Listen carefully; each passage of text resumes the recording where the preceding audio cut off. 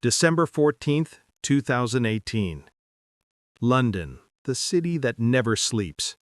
But that night, one woman would step out into the fog and never return. Her name was Emma Lewis, a 29-year-old nurse at St. Bartholomew's Hospital. To her patients, she was kindness itself, gentle, patient, always smiling. But lately, something had changed.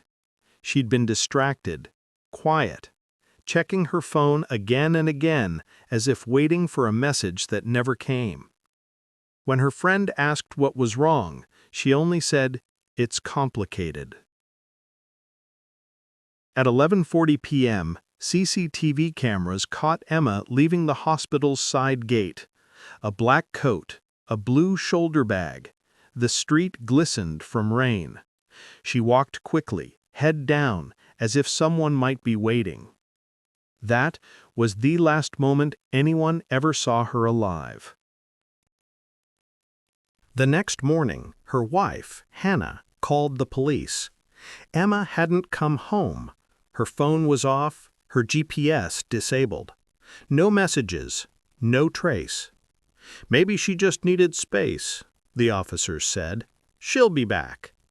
But Hannah shook her head. Emma would never just disappear. Detectives began retracing her steps, back through London's empty streets, beneath the dim orange glow of streetlights, to the edge of the Blackfriars Bridge. There, the trail ended. No signs of a struggle, no footprints, only the quiet sound of water below. Days passed. Posters of Emma's face appeared on bus stops, station walls, and cafe windows. "Missing nurse, last seen December 14th. London watched, but no one came forward. It was as if the city itself had erased her. Then a small discovery changed everything. In Emma's hospital locker, beneath old medical charts, police found a black notebook. On the very last page, written in delicate handwriting, was one haunting sentence: "If I disappear, it wasn't my choice." 2 days had passed since Emma Lewis vanished into the London night. Her phone, silent. Her bank cards, unused. No CCTV footage beyond that final step out of the hospital gate. The city that once felt so familiar now felt endless. Each street, each shadow, a question with no answer. Detectives traced her mobile signal. The last ping came from near Blackfriars Bridge along the River Thames, but there it stopped, as if the signal had drowned in the cold water below. Officers searched the banks for days. Nothing. No body, no clothes, not even a shoe. Then, something strange. The night Emma disappeared, another figure appeared on the hospital's CCTV footage. A man, wearing a dark coat and cap.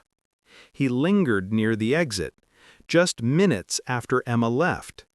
His face never fully captured. The frame was too blurred, too grainy. Police enhanced the footage, frame by frame, and still all they could see was a shadow watching her leave. When they ran facial recognition, there was no match. Whoever he was, he didn't exist in any database. Meanwhile, London's tabloids began to feed on the story. The missing nurse, hospital horror. The public speculated. Had she run away? Was she kidnapped? Or had someone silenced her? But Hannah, her wife, refused to believe any of those theories. "Emma was scared," she told detectives. "She told me someone had been following her." And then Hannah handed them something no one expected.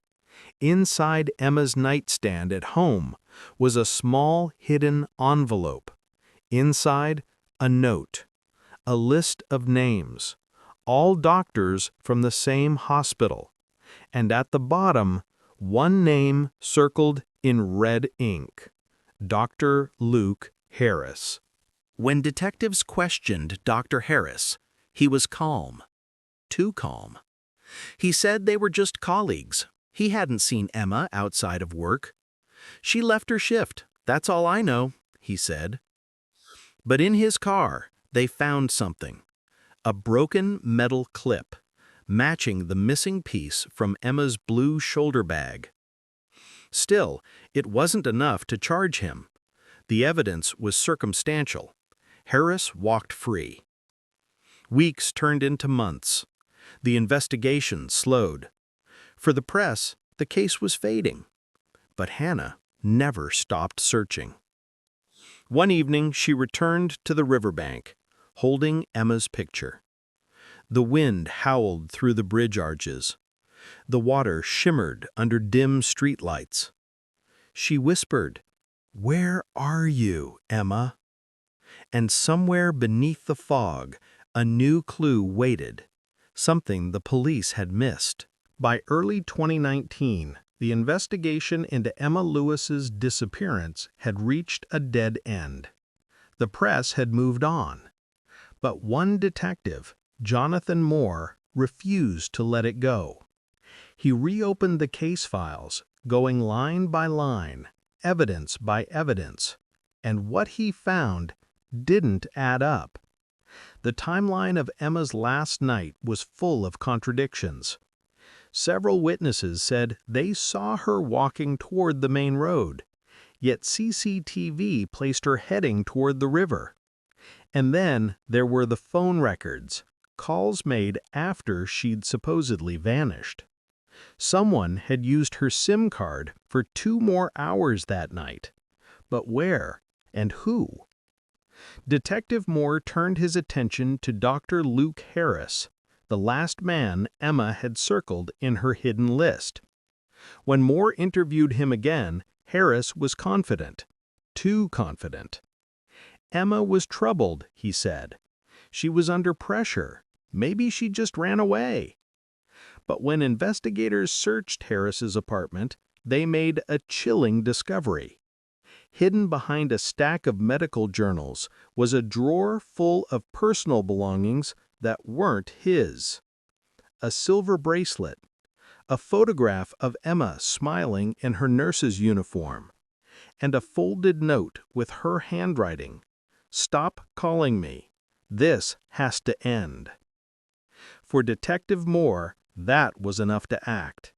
Harris was brought in for formal questioning.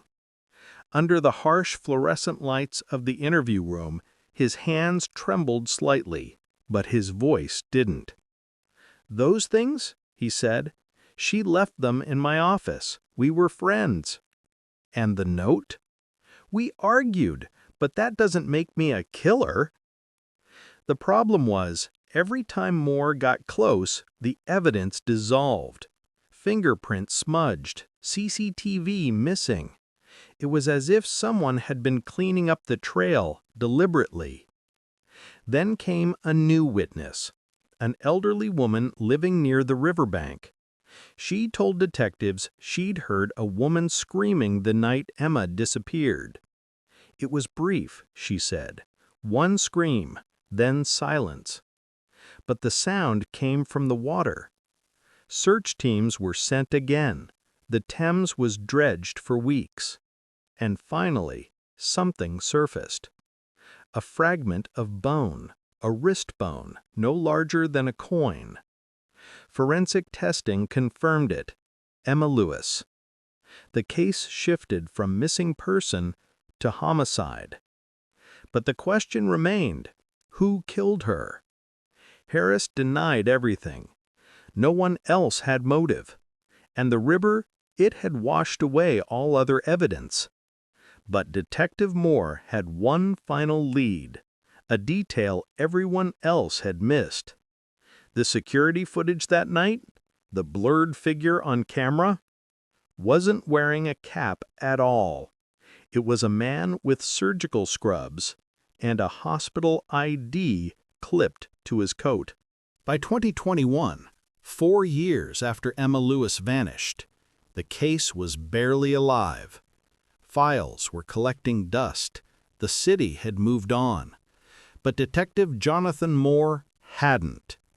One night, he returned to the station alone, replaying the CCTV footage one more time, frame by frame, second by second, until he saw it.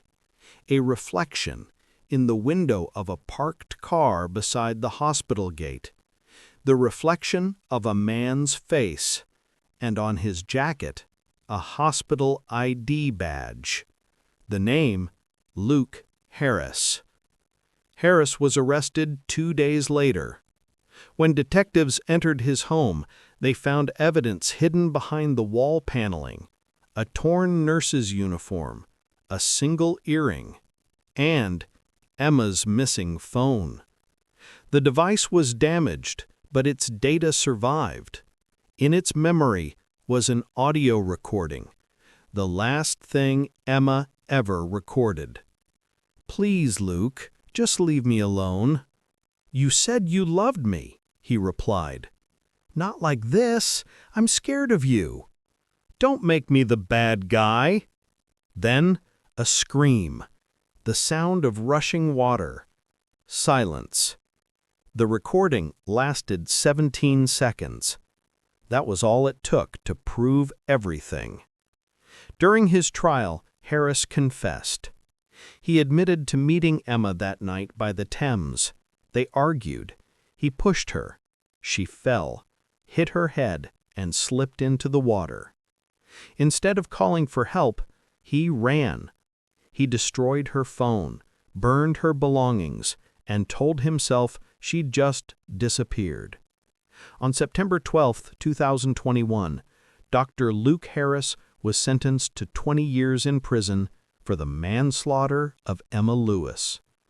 In court, Hannah, Emma's wife, stood before the judge and said, "You took her from this world, but you didn't erase her, because the truth always finds its way to the surface."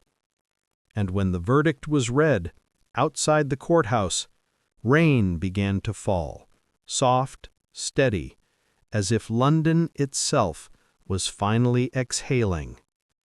The case was closed, but for those who knew her, Emma Lewis wasn't just another story. She was a voice that refused to be silenced. A reminder that even in the darkest corners of the city, there is always a trace of light waiting to be seen.